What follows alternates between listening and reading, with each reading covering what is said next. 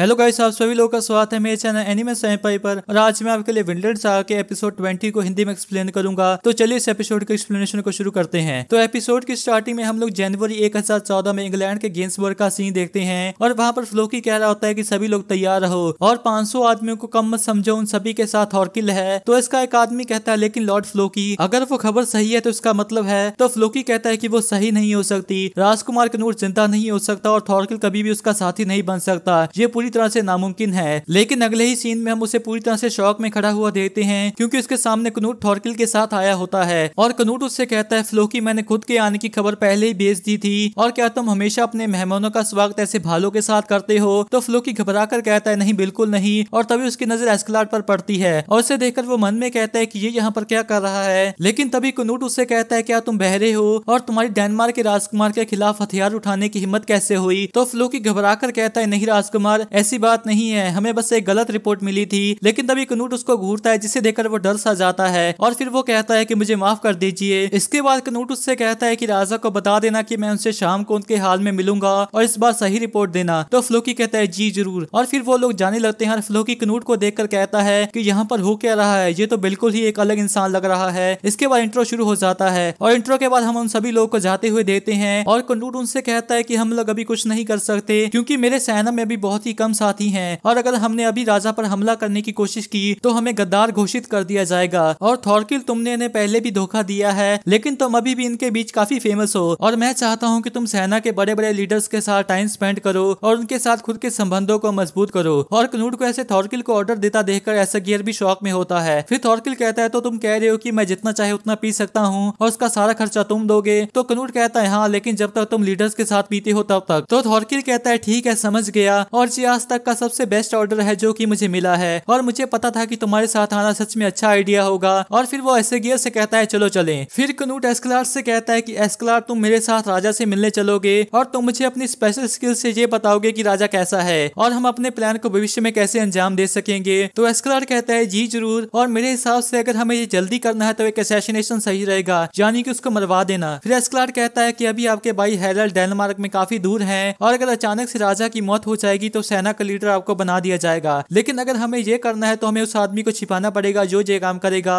फिर कनूट थॉर्फिन से कहता है कि थॉर्फिन, मैं तुम्हें भविष्य में मेरी हिफाजत करने के अलावा भी कुछ काम दूंगा। तो थॉर्फिन कहता है कि मुझे ऑर्डर्स मत दो, मैंने ये कभी नहीं कहा कि मैं तुम्हारे ऑर्डर्स मानूंगा। तो एस्कलार कहता है कि इसकी इस बदतमीजी के लिए माफ कर दीजिए और मैं जल्दी ही इस बेवकूफ को तमीज सिखा दूंगा। और ये सुनकर कनूट भी मुस्कुरा देता है और फिर वो क्रॉस को देखकर कहता है कि भगवान अभी भी हमें देख रहे होंगे, लोग अपने दोस्त खोते जा रहे हैं, बच्चे अपने माता पिता को मार रहे हैं और इस पूरी दुनिया में इतना दुख दर्द फैला हुआ है, लेकिन फिर भी भगवान ने कुछ करने की बजाय इस सब को बैठकर देखने का ही फैसला लिया है और ये चीज माफ नहीं की जा सकती। और मैं खुद इस धरती पर एक ऐसा स्वर्ग बनाऊंगा जहाँ पर सिर्फ सुख और शांति ही होगी। मैं दुख में तड़प रहे लोगों के लिए यूटोपिया बनाऊंगा। मुझे पता है कि ये चीज मेरे जीते जी नहीं हो सकती, लेकिन फिर भी मैं सबसे पहला कदम रखूंगा और मुझे पता है कि भगवान मुझे प्यार से अपने पास बुलाने की कोशिश करेंगे और जब मैं उनके पास जाऊंगा तो मैं ये कहूंगा कि अब हमें आपके स्वर्ग की कोई जरूरत नहीं है, हमारे पास धरती पर ही खुद का एक स्वर्ग है और मैं वो चीज हासिल करूंगा जो कि हमने खोई है और इस काम के लिए अगर मुझे एक शैतान भी बनना पड़े तो मैं वो भी बनूंगा। और इसके बाद हम लोग वो जगह देखते हैं जहाँ पर किंग स्वैन ठहरा होता है और फिर वो तीनों वहां पर आ जाते हैं और स्वैन कनूट से कहता है कि तो तुम वापस आ ही गए कनूट, और मुझे ये चीज देखकर बहुत ही ज्यादा खुशी हुई। तो कनूट कहता है कि आपके अच्छे शब्दों का शुक्रिया, लेकिन मुझे लगता है कि मैं इनके काबिल नहीं हूँ क्योंकि मैंने वो सारी सेना खो दी जो कि आपने मुझे दी थी। तो स्वैन उससे कहता है कि अंदर आओ और फिर कनूट अंदर जाने लगता है, लेकिन तभी एस्कलार उसको रोक देता है और फिर वो थॉर्फिन से कहता है कि तुम्हारा क्या ख्याल है थॉर्फिन? तो थॉर्फिन कहता है सही कहा, मुझे लगता है कि ऊपर 20 के करीब तीरंदाज है। तो एस्कलार कनूट से कहता है कि राजकुमार ये एक जाल है। फिर स्वैन कहता है क्या हुआ, जल्दी से अंदर आओ, और ये देखकर थॉर्फिन भी चिढ़ सा जाता है, लेकिन कनूट कहता है कि चाहे कुछ भी हो जाए तुम दोनों में से कोई भी तलवार नहीं निकालेगा, ये इस तरीके की लड़ाई है जहाँ पर जो पहले हथियार निकालेगा वो हार जाएगा। इसके बाद वो लोग अंदर जाने लगते हैं और एस्कलार मन में कहता है कि मेरी आंखें अंधेरे के लिए एडजस्ट होती जा रही हैं और बस जरा सा और नजदीक और फिर मैं राजा का चेहरा देख पाऊंगा और जब ऐसा होगा तो। लेकिन तभी स्वैन उन सभी को वहीं पर रोक देता है और कहता है कि वहीं पर रुको और अपने घुटनों पर बैठ जाओ, लेकिन उसके चेहरे को देखकर एस्कलार शौक सा हो जाता है। फिर वो दोनों बैठ जाते हैं लेकिन एस्कलार खड़ा ही रहता है और वो मन में कहता है कि इसकी आंखें थकी हुई हैं और क्या यही है डेन्स का राजा। लेकिन तभी कनूट उसको बुलाता है जिससे वो होश में आता है और फिर वो भी झुक जाता है। फिर स्वैन उससे कहता है कि मैंने रैगनार को कहीं नहीं देखा, उसके साथ क्या हुआ? तो कनूट कहता है कि वो मर्सी में मारा गया। तो स्वैन कहता है अच्छा ऐसी बात है, इस चीज से तो राज्य को बड़ा ही घाटा हुआ है क्योंकि वो एक काफी वफादार आदमी था और वैसे आम हालातों में तुम्हारे लौटने पर जश्न मनाया जाता, लेकिन सबसे पहले मैं तुमसे अकेले में कुछ बात करना चाहता था। और फिर वो कनूट को उठने को बोलता है और जब वो उठता है तो वो उससे कहता है कि 10 कदम आगे आओ। फिर कनूट आगे रोशनी में आ जाता है और उसको देखकर स्वैन कहता है कि बहुत ही कम समय में तुम्हारा चेहरा पूरी तरह से बदल गया है, तुम बिल्कुल वैसे ही दिख रहे हो जैसे कि मैं अपनी जवानी में दिखता था। फिर कनूट कहता है फिर तो आप ये भी जानते होगे कि मेरे दिल में क्या है। तो स्वैन कहता है तुम सच में बहुत ही ज्यादा परेशानी खड़ी करने वाले बच्चे हो। तो कनूट कहता है कि बच्चे अपने माता पिता को देखकर ही सीखते हैं, तो इसके लिए आप मुझे दोष नहीं दे सकते। फिर स्वैन कहता है बहुत पहले जब मैं जवान था तब मैंने अपने ही पिता को गद्दी से उतार कर उन्हें देश से निकाल दिया था और इस ताज को हासिल किया था और मुझे उस समय लगा कि राज्य के लिए यही चीज सबसे ज्यादा बेस्ट थी और वो बहुत ही ज्यादा निर्दयी था, लेकिन वो साथ ही में एक कायर भी था और जब ऐसा इंसान राजा बनता है तो सारा राज्य ही बर्बाद हो जाता है। तभी थॉरफिन कहता है कि और देखो ये बोल कौन रहा है जो कि खुद इतने गार्ड से घिरा हुआ है। तो एस्कलार्ड कहता है मुंह बंद करो, वो तुम्हें सुन लेगा। और फिर वो मन में कहता है तो राजकुमार आपने अपने इरादों को ना छुपाने का फैसला किया है, लेकिन आपको ये बात नहीं भूलनी चाहिए कि आप लोमड़ियों की गुफा में खड़े हो। फिर स्वैन कहता है कि मैंने बहुत सी महान चीजें की हैं और मुझे लगता है कि जब तक मैं इस ताज को पहने हुआ हूँ मैं आगे और भी कर सकता हूँ। जब तुम इस ताज को पहनते हो तो तुम हजारों शिप्स को और 10,000 से भी ज्यादा सैनिकों को कंट्रोल कर सकते हो और इसकी मदद से तुम दूर दूर की जगहों से खजाना भी बड़े आराम से लेकर आ सकते हो। और इस ताज को पहनने से जो पावर मिलती है वो किसी भगवान की ताकत से कम नहीं होती, लेकिन फिर भी कनूट वो राजा नहीं है जो कि इस पावर को यूज करता है, असल में वो पावर ताज की इच्छा से ही यूज होती है। फिर कनूट कहता है तो इसका मतलब यह है कि ताज ने आपको मुझे मारने का ऑर्डर दिया है। तो स्वैन कहता है कि ताज राजा को सिर्फ 2 चीजें करने का ही ऑर्डर देता है, पहला तो पावर को और बढ़ाने का और दूसरा उसी पावर को यूज करने का। और विरोध पूरी तरह से बेकार है कनूट, ताज को तुम्हारी कोई जरूरत नहीं है। और फिर वहां पर बहुत सारे सैनिक आकर उन सभी को घेर लेते हैं। फिर स्वैन कहता है कनूट मैं तुम्हें कॉर्नवेल का एक हिस्सा दे रहा हूँ और तुम वहाँ पर शांति से बाइबल पढ़ते हुए अपनी बाकी की जिंदगी गुजारोगे, लेकिन अगर तुमने इससे इनकार किया तो तुम इसी जगह पर मरोगे। तो कनूट कहता है क्या इस ताज ने आपको ये सब कहने को भी कहा है महाराज? लेकिन तभी एस्कलार्ड बोलता है महाराज प्लीज मुझे एक बार बोलने का मौका दीजिए। तो स्वैन कहता है तुम कौन हो? तो एस्कलार्ड बैठकर कहता है कि मैं ओलफ का बेटा एस्कलार्ड हूँ और मैं राजकुमार कनूट का एक फॉलोवर हूँ और मैं ये कहना चाहता हूँ कि आप एक बार फिर से सोच कर देखिए कि आपके ये सारे एक्शन ताज की इच्छा के अनुसार ही लिए जा रहे हैं। तो स्वैन उससे कहता है कि आगे बोलो। फिर एस्कलार्ड कहता है कि राजकुमार कनूट ने थॉरकिल और उसकी सेना को लंदन से छीन लिया है और जब आप इंग्लैंड के राजा बनोगे तो लंदन के पास सरेंडर करने के अलावा और कोई रास्ता नहीं बचेगा और उसके बाद लंदन की सारी दौलत आपकी हो जाएगी और जिसने इस काम को अंजाम देने के लिए सबसे ज्यादा मेहनत की है वो और कोई नहीं बल्कि राजकुमार कनूट है। और क्या आपको सच में लगता है कि इतने महान काम करने वाले इंसान को ऐसे सजा देनी चाहिए? और अगर आपने ये किया तो जब आप आगे चलकर अपने जर्नल्स को नई जमीनें दोगे तो उस समय आपको बहुत ही दिक्कत होगी, प्लीज आप इसके बारे में फिर से सोचिए। तो स्वैन कहता है कि तुम्हारे शब्द काफी अच्छे हैं एस्कलार्ड और तुम्हारे नाम का मतलब the one who covered in ashes है, मतलब कि वो इंसान जो कि राख में लिपटा हो। और फिर स्वैन कहता है कि ये तुम्हारा निकनेम है, मुझे वो नाम बताओ जो कि तुम्हारे पिता ने तुम्हें दिया है। तो एस्कलार्ड कहता है कि मैं सिर्फ एस्कलार्ड नाम से ही जाना जाता हूँ और मेरे पिता ने मुझे कोई नाम नहीं दिया। तो स्वैन कहता है तुम जरूर उसकी एक रखेल के बेटे होगे या फिर उसकी एक दासी के बेटे जिसके साथ की उसने जबरदस्ती की हो।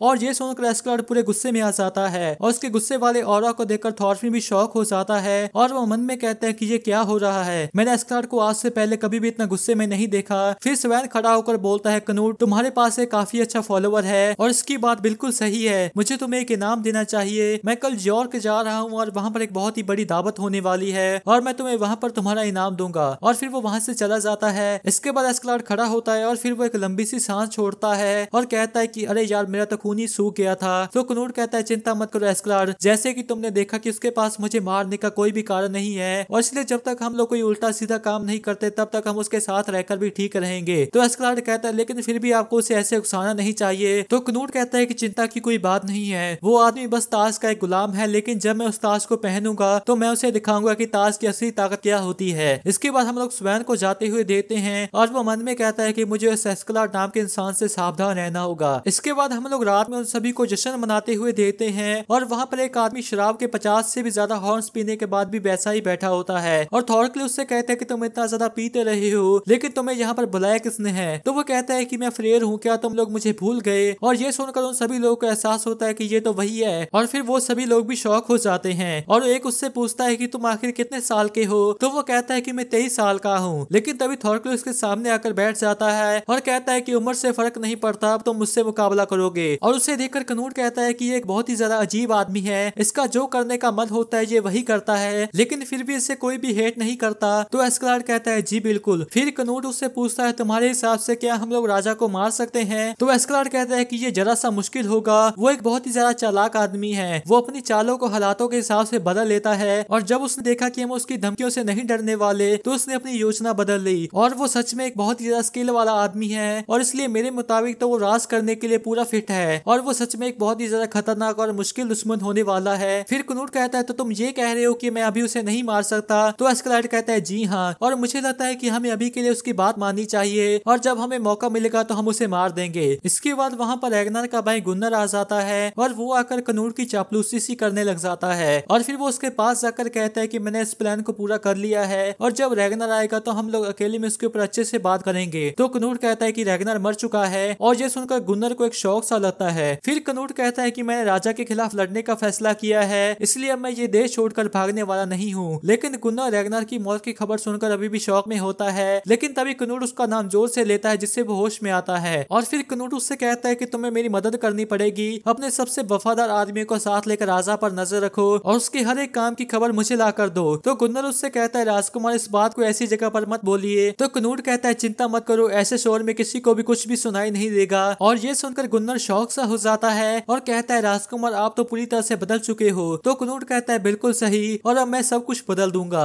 इसके कुछ समय के बाद एस्कलार्ड बाहर टॉयलेट करने आता है और वो कहता है कि ये गुन्नर वो काम नहीं कर पाएगा और वो राजकुमार का उतना वफादार नहीं है जितना वो बताता है। लेकिन तभी उसकी नजर थॉरफिन पर पड़ती है जो कि वहाँ पर ट्रेनिंग कर रहा होता है और उसे देखकर एस्कलार्ड कहता है और एक तरफ ये है जो कि खुद को और ज्यादा बेहतर बनाने में ही लगा रहता है। और तभी वहाँ पर आर्टली और टॉरग्रीम आ जाते हैं और आर्टली कहता है कि हम अब घर जा रहे हैं। मुझे पता है कि तुमने कहा था कि वो पास्ट की बात है, लेकिन फिर भी हमने तुम्हें धोखा तो दिया ही था और अब मुझे समझ में नहीं आ रहा कि मैं तुम्हें अपना मुंह कैसे दिखाऊं। लेकिन तभी उसे एक स्नोबॉल पड़ती है जो कि टॉरग्रीम ने मारी होती है और वो सदमे के कारण खुद को पूरी तरह से भूल चुका होता है। फिर आर्टली कहता है और इधर मेरे भाई को देखो, इसका क्या हाल हो चुका है और मैं उम्मीद करता हूँ कि बियॉन्ड के जख्म जल्दी ही हील हो जाएंगे। तो एस्कलार्ड हंसकर कहता है आर्टली क्या तुम सच में खुद को एक वाइकिंग कहते हो? और मुझे समझ में नहीं आ रही कि तुम्हारे जैसे अच्छे दिल वाला आदमी मेरे साथ कैसे आ गया। और फिर वो सीरियस सा होकर कहता है कि बियॉन्ड अब नहीं बचेगा क्योंकि उसके जख्म बहुत ही ज्यादा गहरे हैं और वो ठीक नहीं हो सकते, इसलिए वो कुछ ही दिनों में मर जाएगा। और इसके बाद पुराने आदमी में से सिर्फ इकलौता थॉरफिन ही मेरे साथ बचेगा और अब मुझे सब कुछ फिर से शुरू करना पड़ेगा। इसके बाद वो एक सोने का आर्म बैंड निकाल कर आर्टली से कहता है कि इसे रख लो। तो आर्टली कहता है कि नहीं, मैं इसे बिल्कुल भी नहीं रख सकता। तो एस्कलार्ड कहता है कोई बात नहीं, रख लो, इससे तुम्हें तुम्हारे सफर के लिए कुछ पैसे मिल जाएंगे। और ये सुनकर आर्टली की आंखों से आंसू से आ जाते हैं और फिर वो उसे पकड़ने लगता है, लेकिन एस्कलार्ड उसे वो नहीं देता